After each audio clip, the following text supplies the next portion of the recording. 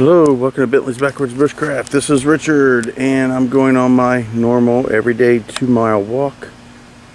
There's a little rabbit there, and there's a little rabbit there. Anyway, and off they go. Yeah, they don't give me time to get very close to them anymore, which I don't blame them.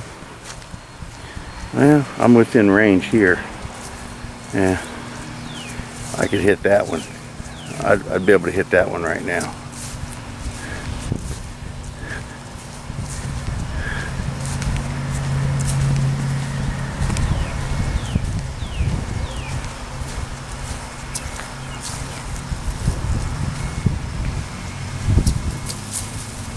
Oh yeah, that one let me get really close. That one down there ain't giving me a chance.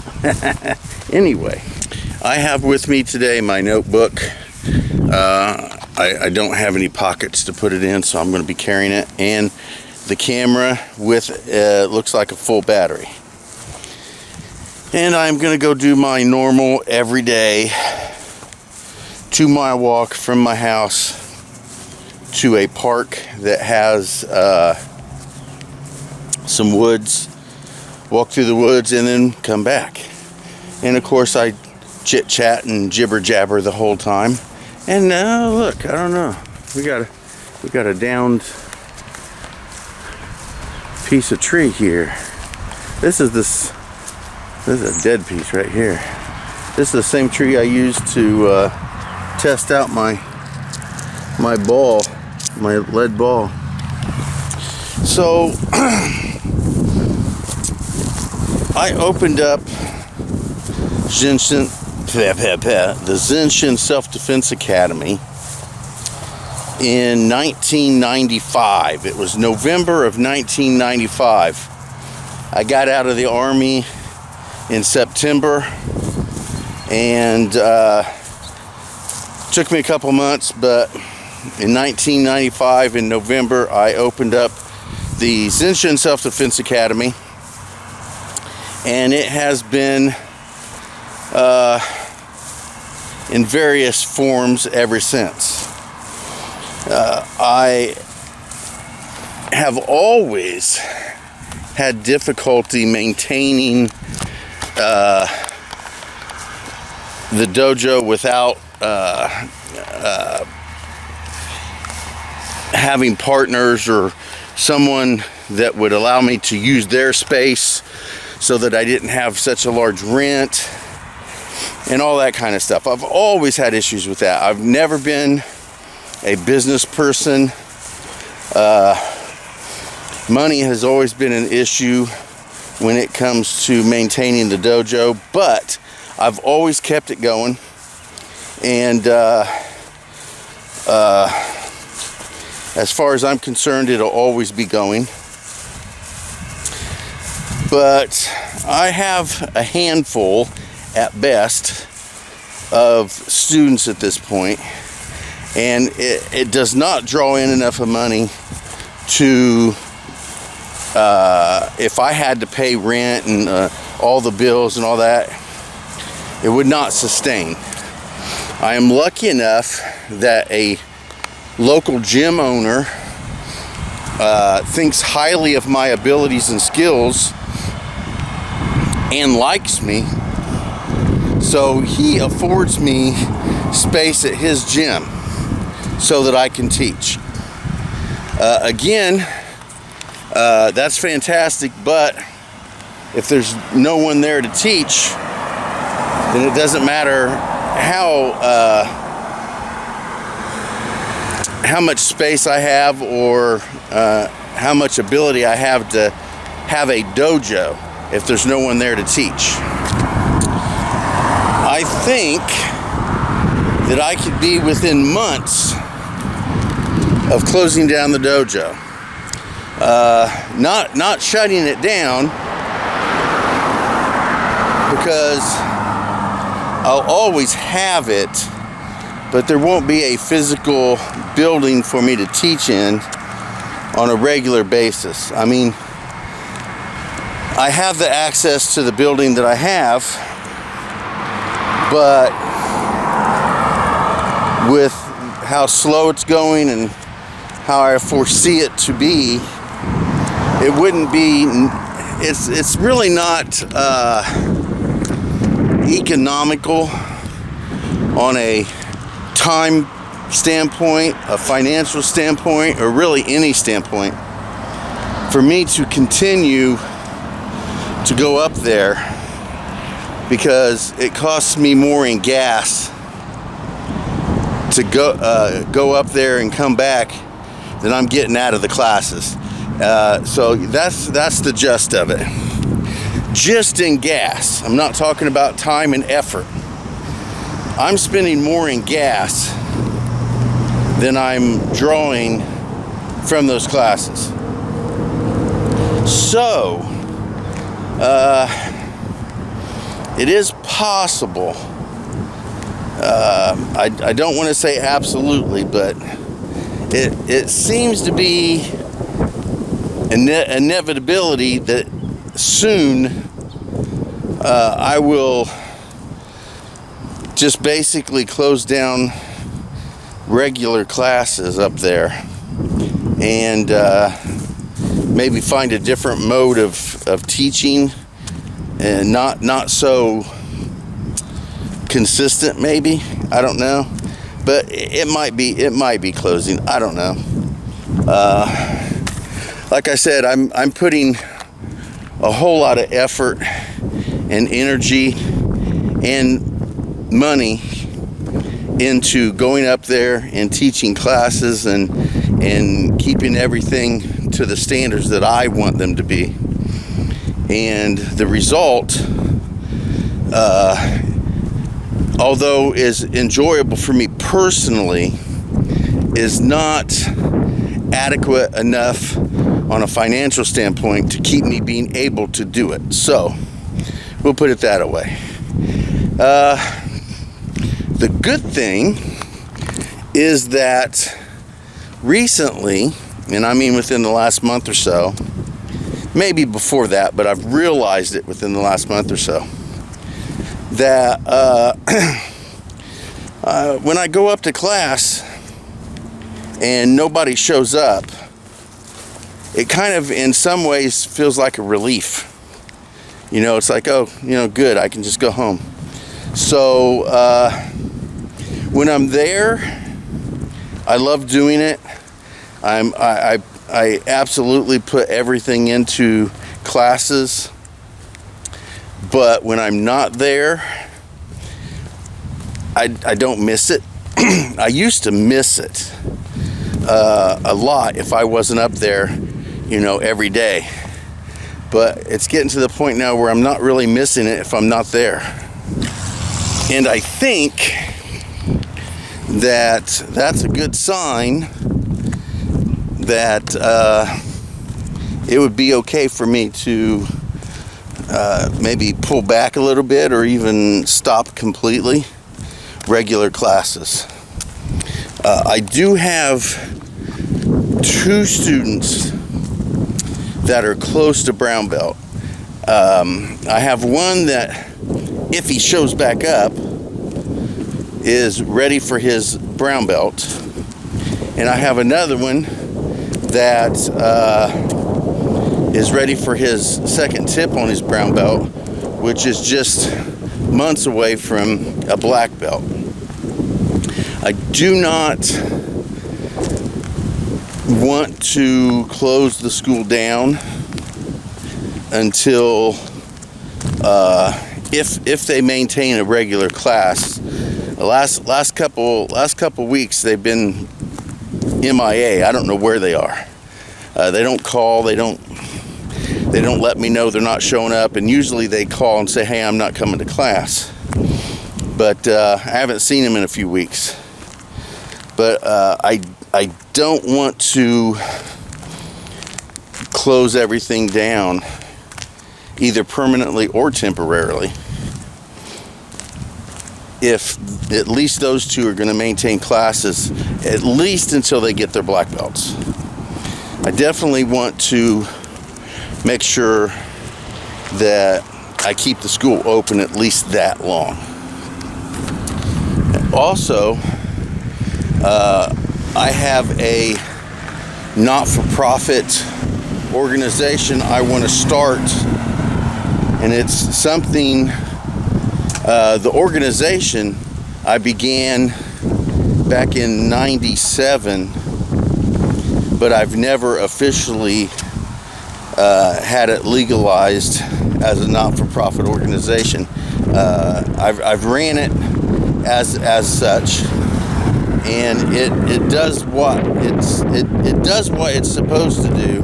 It just doesn't have a legal standing. We'll put it that way. I want it to have a legal standing, and part of the well, there's two really big problems other than just getting the paperwork done and all of the fees it costs to get an organization like that set up. But the two issues are, one, you have to have a building. You have to have a building, and our organization is focused on outdoors. On the outdoors, we don't need a building to do what we do. It's unnecessary for us. But if we're going to get legalized, I mean, we're a legitimate not-for-profit organization. It's just not legalized yet. If we're going to get legalized, we have to have a building, and that's where the issue comes, because we don't have one, and there's really no access for us to obtain one right now. But I have thought of something that might fix that problem. So I do know another person who has a similar organization and group, and although their exact purpose is slightly different than ours, it's still within the organizational structure of what we're doing. So I'm thinking that if I contact that group, and they're not a legalized not-for-profit organization, although they could be, but they're not. So if I can convince him to join with me, and both of us together become this not-for-profit organization that I want to organize, and use his address as the official address of the organization, then we might be able to pull that off. So I'm going to attempt to make contact with this other group, because we've discussed it in length about his organization and about my organization, and we could work together, I think, quite well. And I think if we come together, we can use everything that I have. The only thing I don't have, to, as far as I know at this point, to get the status of a not-for-profit organization is a structure or building. Now, again, neither one of our groups need a structure or building to accomplish our goals and our mission, but to be legalized, you're required to have such a thing. Now, I personally don't think that the organizations that he and I are involved with can be legally regulated by the government. As a matter of fact, the Constitution strictly forbids it. So I don't know how they get around because, you know, the government always gets around the Constitution when they don't want to abide by it. But I don't know how they get around the separation of church and state by forcing these groups that organize to become a legitimate, legalized organization, force them into all of this paperwork and government regulation and all that. I don't know how they do it. They do somehow. But to me, it does violate the separation of church and state. But, you know, my opinion doesn't matter. And that's another issue. His organization and my organization do not use the word church. But to be legal, it's required to use that term. And there's a squirrel. Let's see if we can turn around here.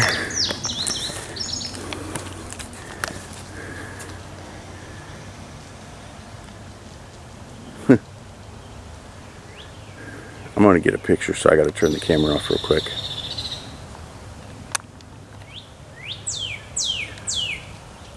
Wait a minute, maybe it did. Okay, maybe it is taking a picture. Okay. Sometimes it won't let me take pictures. It says it won't let me take pictures while I'm actually filming. Cool.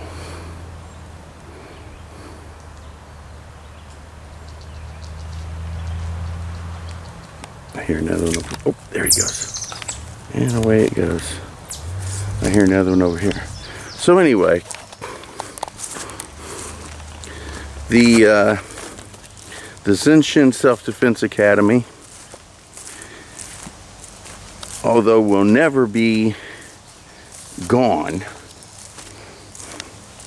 I may close down regular and consistent operations at the current location that we're at until I can maybe find a better way of creating financial income for that group. So we'll see. Again, it's coming at a point where I'm starting to transition a little bit from all of the physical, not the outdoor stuff, definitely not the outdoor stuff, but some of the more martial physical activities, and wanting to transition more into a spiritual aspect of it instead of the more dominant physical aspect. So in a way, it's kind of leading me to the path that I'm wanting to go anyways. So again, everything works out perfectly in the end, whether you see it at the present time or not. So, and we're getting ready to head into the, I guess this would be the main part of the woods. This section of it does have a paved path, and you have to walk a little bit. If you're coming this direction, you have to walk a little bit on the paved path before you can get to the non-paved path. But anyway, for some time now, I've been really wanting to focus more on my religious group, my spiritual group. I wouldn't say religious, but spiritual group. And I do want to establish that as a legal entity, because we don't have, as far as I know, and I've looked, we don't have any organization or group that is a legally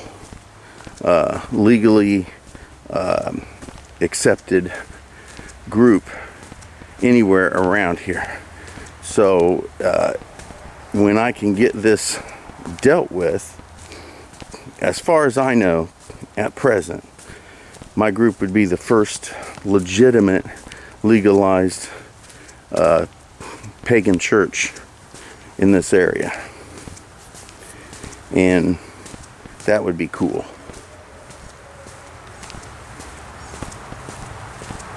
But I'm gonna need some assistance. And the assistance I'm definitely gonna need is I'm gonna have to find someone else in the pagan community that has a building that we can use as the address for an established structure. And I can't use where we live. We live in an apartment complex, and it is specifically in the lease, apparently according to Michelle, that we cannot use our address in that sort of manner in any way, shape, or form. So, and I do not have access that I can think of to any other structures that I could use as a base of operations, I guess. Now, I did think about this guy that I'm talking about. I did think about him. He does have a group of pagans who are Nordic, and he runs their rituals and organizes their gatherings, and I've been to them and I enjoy them.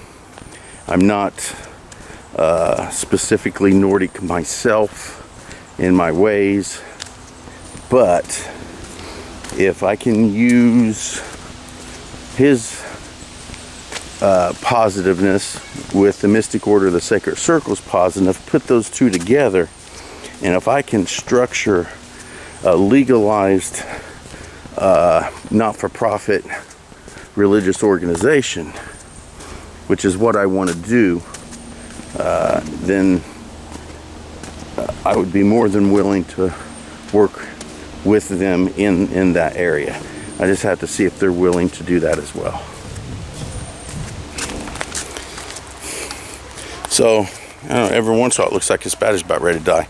Anyway, I walked here again like I do every night, do my little walk, and Michelle, my wife, has a pretty good sized scooter to get around in. The problem is it's so big it doesn't fit in the van. We have to get a carrier for the outside of the van, which we can't do right now. So it sits in the dining room, and we use it to get around the neighborhood. And when I get her out to go for walks and stuff, she'll get in it and we'll go around the neighborhood. And I get in it and I take Beckett for rides around the neighborhood. And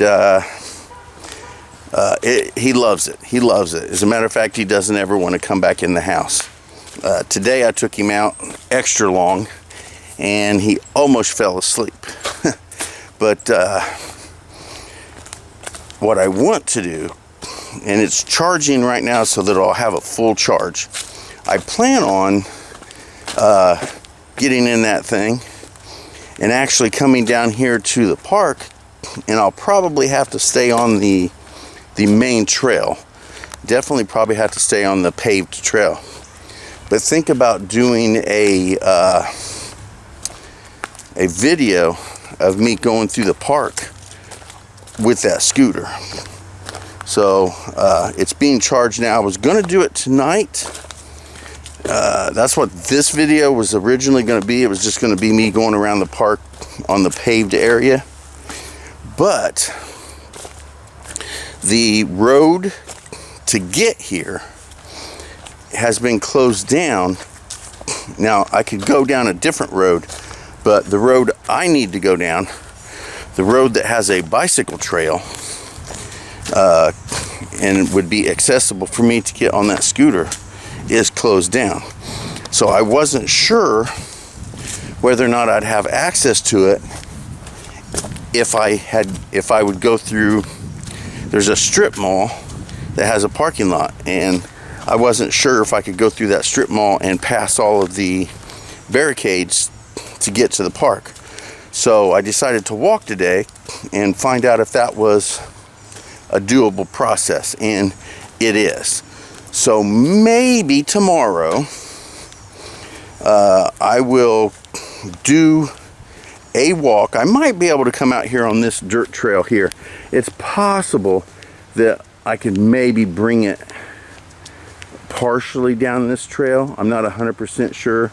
This is pretty solid, pretty open, and pretty level ground. I could probably actually bring that scooter down here. I just don't know if I really want to or not. But I definitely could go on the paved trail that goes around the park. So tomorrow, it'll definitely have a 100% full charge, and I think I might get in that bad boy and just put my camera up on it and just take a trip down here to the park on the scooter. Maybe that'd be fun. You won't get all this bouncy stuff like this, definitely. It'd be nice, one smooth ride. So we'll see what happens tomorrow. So what other interesting stuff is happening?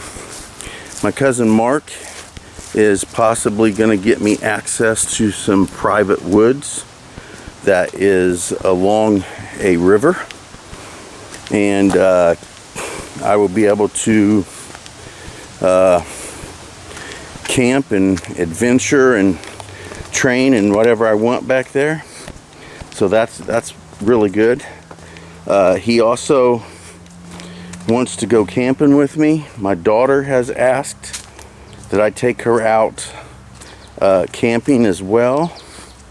So that might be something that happens pretty soon. I might actually get an overnight camp out in, and if I am able to do that, then there is somebody on YouTube that watches my channel that has been waiting for me to do a video for them that I said I would do, and I have yet to be able to do it. But that would be a perfect time for me to do some videoing for her as well.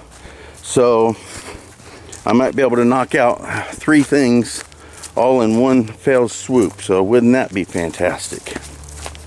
All right, we're headed back out to Mammoth Plains here. There we go.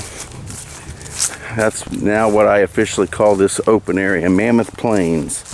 I was talking about that in a video, talking about my atlatls. So if you have no idea what I'm talking about, it was in a previous video, and yeah. So I don't think there's much more going on. I am headed back now. So I will say thank you guys for watching Bentley's Backwoods Bushcraft, and enjoy the outdoors, even if it's just your own backyard.